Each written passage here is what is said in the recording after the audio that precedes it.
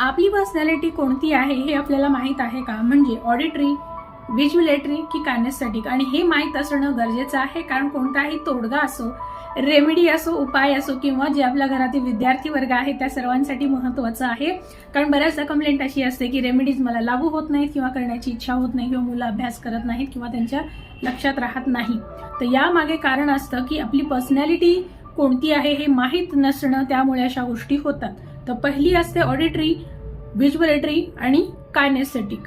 या पूर्ण 3 प्रकारांच्या पर्सनॅलिटी बद्दलचा व्हिडिओ मी पूर्ण दिलेला आहे, तो आपण जरूर बघावा आणि त्यानुसार आपली पर्सनॅलिटी आपण लक्षात घ्यावी. म्हणजे कोणताही तोडगा करताना, उपाय घेताना आपल्याला त्याचा फायदा होईल आणि नेमकं स्वतःसाठी काय वर्कआउट होणार आहे हे लक्षात येईल. सोबतच मुलांना योग्य प्रकारे अभ्यासाला बसवताना किंवा त्यांच्याकडून अभ्यास करवून घेताना किंवा त्यांना शिकवतानाही या सगळ्या गोष्टी उपयोगी पडतात. मी व्हिडिओची लिंक कमेंटमध्ये देत आहे.